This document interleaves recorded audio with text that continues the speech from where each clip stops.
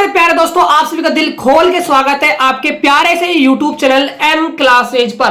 कह दो बच्चों किताबों से कि कुछ देर की खामोशी थी, अब शोर आएगा, तुम्हारा वक्त आया था, अब हमारा दौर आएगा। आज का ये वीडियो जैक बोर्ड एग्जाम 2024 के लिए काफी ज्यादा महत्वपूर्ण होने वाली है। आज मैं इस वीडियो के अंदर आप सभी को किरण प्रकाशी की चैप्टर का बच्चों की इंपोर्टेंट डेरिवेशन करवाने वाला हूं, जो एग्जाम में आपसे 5 मार्क्स का पूछा जाएगा। इस वीडियो के अंदर हम प्रिज्म वाला जो बच्चों डेरिवेशन है, आपका जो बड़ा सा डेरिवेशन है जिसके अंदर आप फॉर्मूला ड्राइव करते हो n equal to sine del minimum plus a by 2 upon sine a by 2, इस फॉर्मूले को आज बच्चों हम प्रूव करने वाले हैं। वीडियो काफी शानदार होने वाला है, वीडियो को बिल्कुल मिस मत कीजिए क्योंकि ये आपके एग्जाम में बच्चों पूछा जा सकता है। तो बच्चों मैं दोनों ही लैंग्वेज में क्वेश्चन को कवर करने वाला हूं, चाहे आप हिंदी मीडियम के स्टूडेंट हो चाहे आप इंग्लिश मीडियम के स्टूडेंट हो। तो क्वेश्चन को बच्चों स्टार्ट करते हैं। देखिए क्वेश्चन है आपका, draw a ray diagram of light passing through a triangular glass prism if prism angle is A then deducts the relation n equal to sine a plus del minimum by 2 upon sine a by 2 subtends of prism and del minimum. ये बच्चों आपको formula यहाँ पर क्या करना है, prove करके दिखाना है। बात करते हैं हिंदी मीडियम में क्वेश्चन की। तो बच्चों क्वेश्चन है आप सभी के लिए, एक प्रिज्म के लिए विचलन कोण डेल एवं आपतन कोण आई के मध्य परिवर्तन ग्राफ आपको बनाना है। और यहां पर जो प्रिज्म कोण ए हो तो आपको ये फॉर्मूला बच्चों संबंध का जो है निगमन करना है, यानी कि आपको ये फॉर्मूला प्रूव करके दिखाना है। तो बच्चों इसको करने से पहले आपको डायग्राम को समझना होगा। यदि अभी तक आपने संजीवनी गैस पेपर परचेज नहीं किया है तो भैया अभी भी बेस्ट ऑफर चल रहा है। मात्र 150 रुपए में आप क्लास 12th फिजिक्स का गैस पेपर परचेज कर सकते हो। ये पूरा गैस पेपर आपके एग्जाम पैटर्न पर आधारित है और एग्जाम में 100% लड़ने की गारंटी है। एक भी क्वेश्चन आउट नहीं होगा। यदि एक भी क्वेश्चन एग्जाम में आउट होता है तो आपको दुगना पैसा रिटर्न कर दिया जाएगा। यदि आप भी इस बेस्ट ऑफर का फायदा उठाना चाहते हो तो फास्ट हमें इस नंबर पर कॉल कर लीजिए 9024796410 पर। हम आपको इसके बारे में कंप्लीट इंफॉर्मेशन दे देंगे। आप डायग्राम को समझ लेते हो ना, तो ये मान के चलिए आपका जो डेरिवेशन वाला पार्ट है वो 90% बच्चों खत्म हो जाएगा, एक सिर्फ डायग्राम समझने से। तो डायग्राम बच्चों आप ध्यान से समझना। ये आपका ए बी सी क्या है, एक प्रिज्म है। इस प्रिज्म पर एक प्रकाश किरण आपतित हो रही है जिसका नाम है P और Q। इसको कहेंगे इंसिडेंट रे, यानी कि आपतित प्रकाश। अब आप सभी बच्चों को पता है जो आपका प्रिज्म होता है वो कांच का बना हुआ है, ग्लास का बना हुआ है। उसका क्या होगा भाई, कुछ ना कुछ मीडियम होगा, अपवर्तनांक होगा। तो हमने ग्लास का जो मीडियम है वो N2 माना हुआ है। मीडियम को बच्चों क्या कहेंगे, डेंसर। इसको कहेंगे डेंसर। ये क्या है आपका सघन माध्यम है और बाहर क्या है, वायु है। तो वायु का माध्यम लिया है हमने विरल, जिसे हम रेरर कहते हैं बच्चों। ये आपका क्या है, N1 है। अब देखिए आप ध्यान से, जब आपकी प्रकाश किरण विरल माध्यम से कहां प्रवेश करेगी, सघन माध्यम में प्रवेश करेगी। बच्चों यहां कुछ ना होता, मीडियम यहां चेंज नहीं होता, तो जो आपकी इंसिडेंट रे है वो आपकी सीधी बच्चों निकल जाती। जो मैंने आपको डॉट डॉट करके दिखा रखा है ये सीधी बच्चों आपकी निकल जाती। लेकिन क्या हुआ, आपका मीडियम चेंज हो गया। प्रकाश विरल से कहां जा रहा है, सघन में, मतलब रेरर से आपका कहां जा रहा है, डेंसर में ये जा रहा है। और आप सभी को पता है जब भी प्रकाश विरल माध्यम से सघन माध्यम में प्रवेश करता है तो वो अभिलंब की ओर झुक जाता है। तो यहां मैंने बच्चों एक अभिलंब खींचा, अभिलंब को कहते हैं परपेंडिकुलर। यहां हमने खींच दिया, डॉट डॉट लाइन से जो खींचा हुआ है बच्चों ये क्या है, आपका अभिलंब है। कुछ ना होता तो सीधी निकल जाती। अब क्या है बच्चों, ये झुक गई। जो ये आपकी जा रही है ना, ये वाली, ये आपकी क्या है, अपवर्तित किरण है। इसका नाम है बच्चों QR। ये आपकी QR है। अब देखिए जब आपकी जो QR है वो यहां पहुंच जाती है तो उसके बाद क्या होगा भाई, अब ये सघन से कहां जाने वाली है, विरल में, मतलब डेंसर से कहां जाएगी, रेरर में ये जाने वाली है। अब जब भी डेंसर से रेरर में जाएगी तो ये अभिलंब से क्या है भाई, दूर हटने वाली है। अब आपका जो अभिलंब है ना वो ये आपका ये अभिलंब हो जाएगा इसके लिए, इस सतह के लिए। कुछ ना होता तो ये सीधी निकल जाती, लेकिन रास्ते में क्या मिल गया, इसको सघन से विरल में जाना पड़ा। तो तो ये क्या करेगी, अभिलंब से दूर हटेगी। तो इसीलिए इधर यदि मुड़ती बच्चों तो ये अभिलंब की ओर झुक जाती है, लेकिन हमें दूर हटाना है तो इसलिए ये दूर हट जाएगी और ये इधर निकल जाएगी। तो ये आपका पी क्यू आर, इसको आप एस मान सकते हो। ये क्या है आपका निर्गत प्रकाश किरण, यानी कि ये बाहर निकल रही है। बाहर जो किरण निकलती है उसको निर्गत किरण कहते हैं। आउटपुट डीम बच्चों उसको कहा जाएगा। ये बात आपको समझनी होगी। अब देखिए यहाँ पर आपको कुछ क्या करना पड़ेगा। यह आपका अभिलंब है, यह आपका अभिलंब है। जो आपकी निर्गत प्रकाश किरण है, यदि आप उसको पीछे बढ़ाते हो और आप किरण को आप पीछे बढ़ाते हो तो बच्चों ये कहीं ना कहीं इस पॉइंट पर ये आपस में एक दूसरे को क्या करेगी, इंटरफेस करने वाली यानी काटने वाली है। तो इसका नाम देंगे हम डेल। डेल क्या है यहाँ पर, ये है आपका विचलन। क्या है भाई, विचलन, डिफ्लेक्शन बच्चों कहा जाता है। और डिफ्लेक्शन एंगल को हम प्रेजेंट करते हैं डेल मिनिमम से। ये क्या है आपका डिफ्लेक्शन, डिफ्लेक्शन एंगल, एंगल कहते हैं, यानी कि आपका होगा ये विचलन कोण। हिंदी में बोले बच्चों तो विचलन कोण इसको कहा जाता है, राइट। अब देखिए जब कोई सतह पर प्रकाश किरण आती है तो कौन बनाती है, आपतन कोण, इंसिडेंट एंगल, इसको प्रेजेंट किया जाता है आई से। अब ये प्रकाश किरण आपके अपवर्तित हो गई तो ये आपका हो गया रिफ्लेक्शन एंगल, इसको प्रेजेंट किया जाता है आर से। ये मैंने R1 लिया है, ये वाला जो एंगल है ये मैंने क्या माना हुआ है, R2 माना हुआ है। ये आपका क्या है भाई, निर्गत कोण है बच्चों। क्या है, निर्गत कोण, यानी कि आउटपुट एंगल इसको कहा जाएगा। लिख सकते हो आप इसको आउटपुट एंगल इसको बच्चों बोला जाता है, मतलब निर्गत कोण इसको बोला जाता है। इतनी बात आपको समझ में आ गई होगी। ये आपका जो ए है ना, ये आपका क्या है, प्रिज्म कोण है, ठीक है। अब देखिएगा आप थोड़ा ध्यान से बात करेंगे बच्चों इस वाले कोण की और हम इस वाले कोण की, इनका मान कितना होगा। देखिए इस वाले कोण का मान है बच्चों I माइनस का R। अब आप कहोगे गुरुजी ये I माइनस का R कैसे आया, हमें तो समझ में आया ही नहीं। तो देखो बच्चों मैं आप सभी को एक रूल बताता हूँ, थोड़ा सा आप समझने का पूरा प्रयास करना। मान के चलिए दो प्रकाश किरणें हैं या फिर दो किरणें हैं, ऐसा मान लीजिए, वो आपस में क्या करती है, एक दूसरे को तिरछा प्रतिच्छेद कर देती है। तो यहाँ जो एंगल आपका बना है और ये वाला जो एंगल आपका बना है बच्चों, इनको कहा जाता है शीर्षाभिमुख कोण। क्या कहेंगे, शीर्षाभिमुख कोण। इनकी बच्चों एक खास बात होती है, खास बात ये होती है, मान के चलिए ये कोण आपका यदि 30 डिग्री का है तो ये वाला कोण भी आपका क्या हो जाएगा, 30 डिग्री का हो जाएगा। इन्हें कहा जाता है शीर्षाभिमुख कोण। अब आप थोड़ा समझिए, देखिए जो ये कोण आपका आई है ना, जितना कोण ये आपका आई है उतना ही कोण ये पूरा आपका आई होने वाला है, राइट। क्यों, क्योंकि देखो एक रेखा आपकी ये हो गई, एक रेखा आपकी ये हो गई, तो ये दोनों कोण कैसे बन जाएंगे, शीर्षाभिमुख कोण बन जाएंगे। ये वाला कोण आपको पता है कितना है, R1 है। आपको ये वाला कोण निकालना है, पूरा आपका क्या बन चुका है, ये आई। तो आप इतना सा निकालोगे तो आप क्या करोगे, इस आई में से इस R1 को बच्चों आप क्या हो, घटा दोगे। बात समझ में आ गई। इसीलिए कोण आएगा आपका I माइनस का R1। अब बात करते हैं इस वाले कोण की। देखिए ये पूरा वाला जो कोण है आपका, ये क्या है आपका E है। तो ये वाला कोण प्यारे बच्चों क्या होने वाला है आपका E हो जाएगा। तो ये प्यारे रसगुल्लो ये क्या बन जाएगा आपका, शीर्षाभिमुख कोण बन जाएगा। अब आपको इतना सा कोण चाहिए, पूरा आपका E है, ये आपको पता है कितना है, R2। तो ये निकालोगे तो कैसे निकालोगे, E में से आप माइनस कर दोगे R2 को, तो ये कोण आ जाएगा आपका E माइनस का R2। बात समझ में आ गई होगी बच्चों। ऐसा बच्चों आपको इस डायग्राम में काम करना है और आपको डायग्राम समझना है। और ये आपका क्या है बच्चों, विचलन कोण, डिफ्लेक्शन आपका एंगल है। और ये क्या है आपका बहिष्कोण बच्चों, आगे जाके बन जाएगा। जब समझाएंगे तो और आपको डीप समझा देंगे। अब बात करते हैं इसकी थ्योरी की। तो दोनों ही लैंग्वेज में थ्योरी लिख रखी है, पहले हम डिस्कस कर लेते हैं इंग्लिश में, फिर बात करेंगे हम हिंदी में।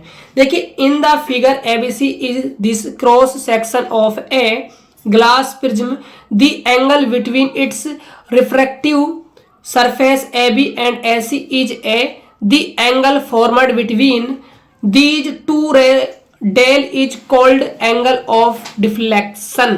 बच्चों इस डायग्राम के बारे में ही बात की है, उसकी बात हमने खास की नहीं है। बात करते हैं अब हिंदी में।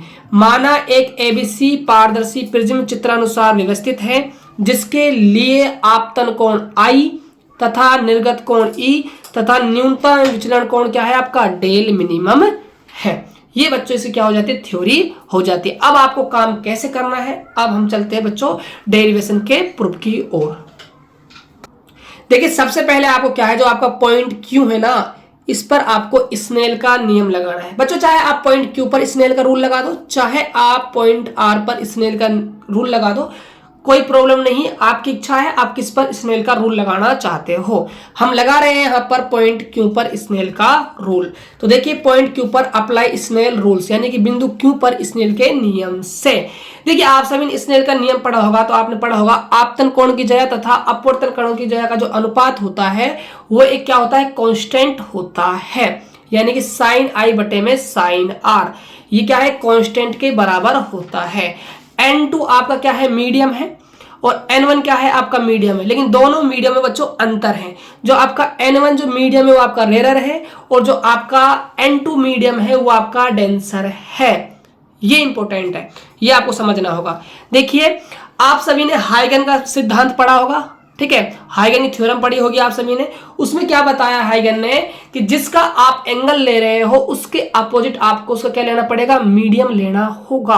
अब देखिए बात करते हैं हम एंगल की, तो जो आई जो हमारा एंगल है ना वो कहाँ आ रहा है, रेरर में आ रहा है, तो जस्ट इसके आपको अपोजिट क्या लेना होगा, मीडियम लेना होगा, मतलब आपको डेंसर का मीडियम लेना होगा, सघन का। तो सघन का मीडियम क्या है, N2, तो इसलिए बच्चों यहाँ क्या आ गया, N2 आ गया। जब आप इसका एंगल कितना ले रहे हो यहाँ पर R1, बच्चों इसको क्या मानो आप R1, इसको तो मत मानिए, तो आपका रूल ही लग जाएगा। यहाँ की बात कर लेते हैं ना, चाहे मानना चाहो तो बच्चों आप इसको मान सकते हो R1, ठीक है।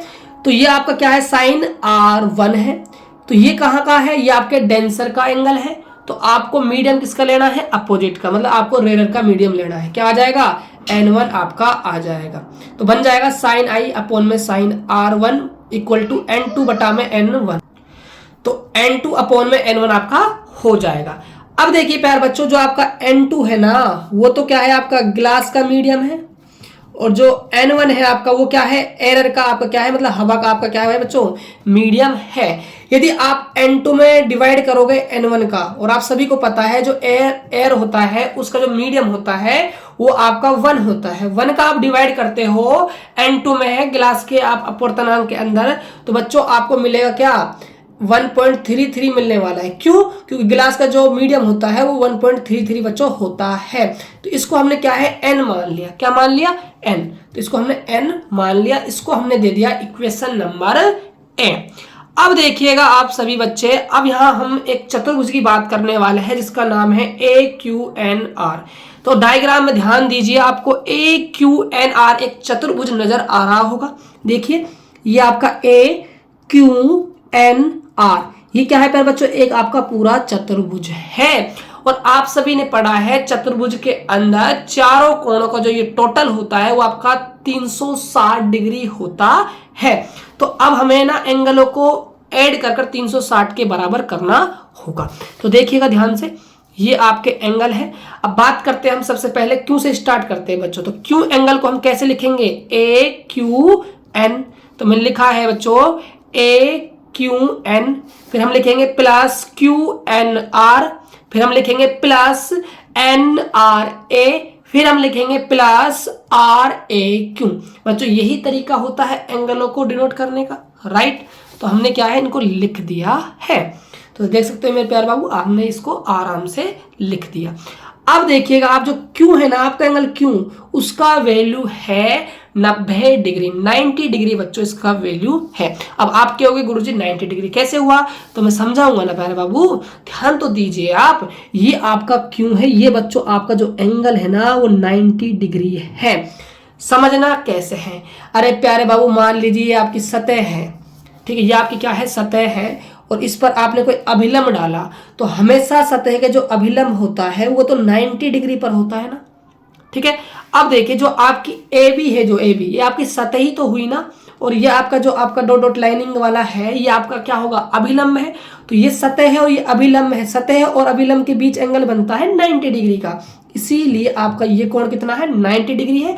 उसी प्रकार बच्चों जो आपका कोण आर है ना वो भी क्या होने वाला है 90 डिग्री हो जाएगा। क्यों? क्योंकि ऐसी सतह है आपकी और जो आपका एन आर जो अभिलंब है ये वाला डॉट डॉट वाला ये क्या है इस पर अभिलंब हो रहा है, इसी वजह से ये भी आपका 90 डिग्री हो जाएगा। और जो ये कोण ए है ये तो आपका प्रिज्म कोण है, इसको तो आप ए ही लिखोगे। और जो कोण एन है उसका आपको मान नहीं पता, तो देख सकते हो आप यही बच्चों हमने लिख रखा है।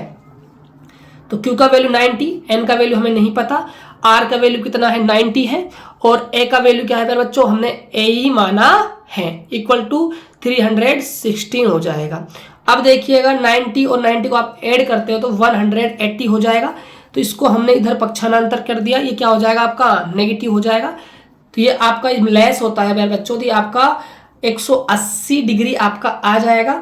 यदि हमें वैल्यू निकालना है कोण क्यू एन आर का तो एंगल का हम क्या कर देंगे इधर ट्रांसफर कर देंगे एंगल ए को, तो ये क्या हो जाएगा आपका माइनस का हो जाएगा। इसको हमने नाम दे दिया इक्वेशन नंबर फर्स्ट। अब हमें मेहनत करनी है प्यारे बच्चों कोण क्यू एन आर निकालने के लिए, यहां आपके दिमाग की बत्ती जलनी चाहिए। अब कोण क्यू एन आर को ढूंढो, ये कौन से त्रिभुज में आ रहा है। तो देखिए ये आपका क्यू एन आर जो आपके ट्राइएंगल बन रहा है क्यू एन आर, इसके अंदर बच्चों ये आ रहा है। क्योंकि देखो इस कोण का मान हमको पता है कितना है R1 है, इस कोण का मान पता है कितना है R2 है, तो इससे क्या निकल जाएगा आपका N निकल जाएगा। तो देखिए लिखा हुआ है त्रिभुज क्यू एन आर से R1 प्लस में कोण क्यू एन आर प्लस में R2 इक्वल टू 118। बच्चों हम इस प्रिज्म में बात कर रहे हैं न्यूनतम विचलन की कंडीशन की। तो न्यूनतम विचलन कंडीशन में क्या होता है, जो कोण R1 है वो कोण R2 के बराबर होता है और जो कोण I है ना वो कोण E के बराबर होता है। ये है न्यूनतम विचलन की कंडीशन। इसमें बच्चों क्या होता है याद रखिएगा आप हमेशा, R1 बराबर होता है R2 के, आपतन कोण जो आपका I है इंसिडेंट कोण वो बराबर होता है E एंगल के निर्गत कोण के बराबर होता है। तो यहां हमने क्या किया R1 बराबर R2 को हमने क्या मान लिया R मान लिया, यहां भी R रखते हो यहां भी R रखते हो, ऐड करते हो तो आपको मिलने वाला है 2R। तो कोण क्यू एन आर का मान हो जाएगा इक्वल टू 118 माइनस का 2R, इसको हमने नाम दिया इक्वेशन नंबर 2। अब क्या करना है आपको, जो आपकी समीकरण नंबर 1 आई थी जिसके अंदर कोण क्यू एन आर गायब था उसके अंदर इस मान को पुटअप कर देना है। तो लिखा हुआ है इक्वेशन 1 वैल्यू पुट, यानी समीकरण 1 में मान रखने पर तो आपको मिलने वाला है, देखिए ये मान आपका यहां रखा जाएगा तो 180 माइनस का 2R बराबर 180 माइनस का A। तो 180 से आपका 180 कट जाएगा, मिलेगा आपको क्या माइनस का 2R बराबर माइनस का A। माइनस A से आपका माइनस A चला जाएगा, R का मान निकालोगे तो आपको मिलेगा प्यारे बच्चों A/2 आपको मिल जाएगा। अब देखिए उसके बाद आपको क्या काम करना है, अब आपको बात करनी है त्रिभुज MQR की। तो देखिए डायग्राम बच्चों, तो आपका जो त्रिभुज है MQR ये वाला बच्चों आपको त्रिभुज लेना है। देख सकते हो इसके अंदर बच्चों आपको ये वाला एंगल पता है I माइनस का R1 है, ये वाला एंगल आपका E माइनस का R2 है और ये आपका क्या है बहिष्कोण है।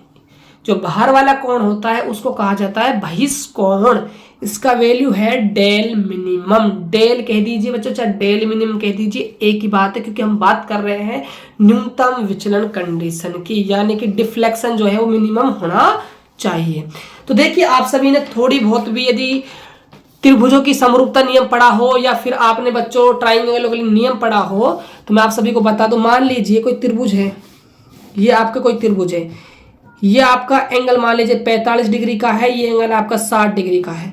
यदि आपसे ये वाला बाह्य कोण पूछा जाए, इसका वैल्यू मान लो क्या है x है, तो बच्चों याद रखिएगा जो बहिष्कोण का मान होता है वो त्रिभुज के दो कोणों के योग के बराबर होता है। तो जो x का वैल्यू है ना वो 45 प्लस में 60 हो जाएगा, यानी कि आपका हो जाएगा 105 डिग्री, यानी कि बहिष्कोण का मान त्रिभुज के दो आंतरिक कोणों के योग के बराबर होता है। तो इसी प्रकार बच्चों हम इस प्रोसेस को आगे बढ़ाने वाले हैं।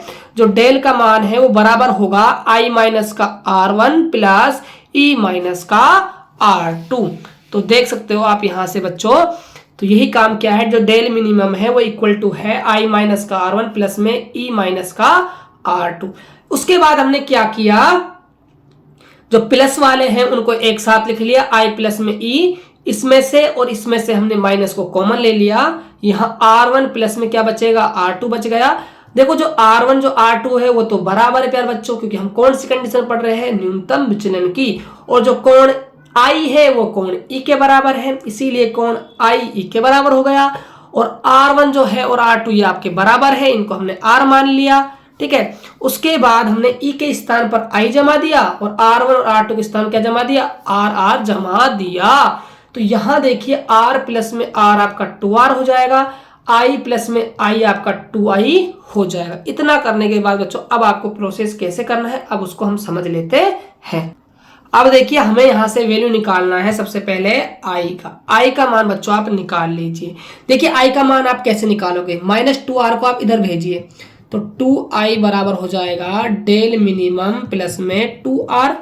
I का वैल्यू निकालोगे तो डेल मिनिमम प्लस में 2R बाई 2 बच्चों आपका हो जाएगा। 2 का हम क्या कर देंगे, डिवाइड कर देंगे। तो देख सकते हो यही आपका बच्चों आने वाला है। उसके बाद क्या करना है, जो आपका R का वैल्यू आया था, R का मान इसमें आपको रख देना है।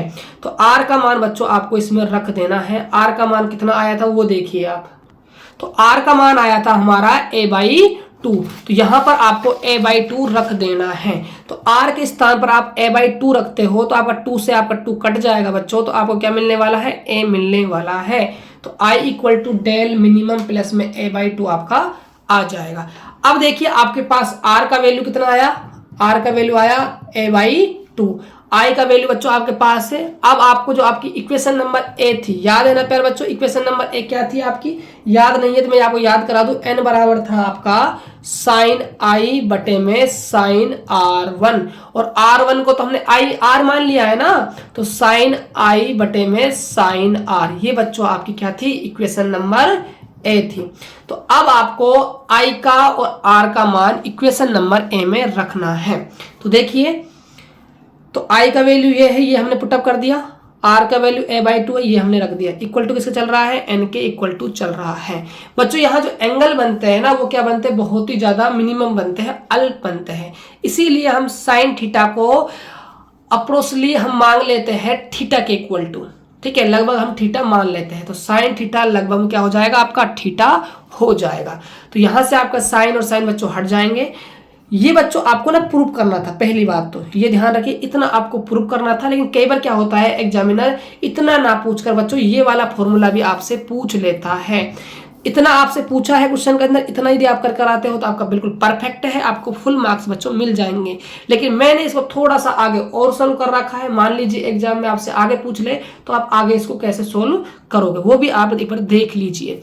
तो यहाँ से साइन आपका हट जाने वाला है, ये आपका बचेगा बच्चों, 2 से आपका 2 कट जाएगा, ये आपका आ जाएगा। उसके बाद आप इसको क्रॉस मल्टीप्लाई करते हो, ऐसे आपका n होगा तो n, और इधर आपका a क्या है, चला जाएगा। कैसे किया बच्चों, देखो a को मल्टीप्लाई किया na, डेल मिनिमम प्लस में a, फिर यहाँ डेल मिनिमम को हमने रखा, na a का इधर हमने ट्रांसफर किया, माइनस का हो गया। उसके बाद इसमें से a बच्चों कॉमन आ गया, n माइनस का 1 आपका हो जाएगा। ये बच्चों आपके पास फाइनल फॉर्मूला निकल कर आ गया। आपसे ग्राफ और पूछा बच्चों, काफी बार एग्जाम में आया हुआ है बोर्ड में, तो ग्राफ को भी आप एक बार देख लीजिए। विचलन कोण डेल और आपतन कोण आई के मध्य बच्चों ये ग्राफ है, ये भी आपको तैयार करना है। तो बच्चों ये थी आपकी प्रिज्म के न्यूनतम विचलन वाली डेरिवेशन। आई होप कि आपको काफी अच्छे से समझ में आ गई होगी। इसका सॉल्यूशन पीडीएफ आपको हम व्हाट्सएप ग्रुप पर अपलोड करवा देंगे बच्चों। वीडियो आपको कैसा लगा ये आपको कमेंट बॉक्स में बताना है, क्योंकि हमें आपके कमेंटों का बच्चों इंतजार होता है। आपके एक एक कमेंट हमें ऊर्जा प्रदान करता है। यदि आप चैनल पहली बार विजिट किए हुए, चैनल को सब्सक्राइब कर लीजिएगा, और व्हाट्सएप ग्रुप में जुड़ने के लिए आप लिंक डिस्क्रिप्शन बॉक्स में है, आप ज्वाइन जाकर कर लीजिए। तो मिलते हैं एक और बेहतर वीडियो में, तब तक के लिए जय हिंद, वंदे मातरम।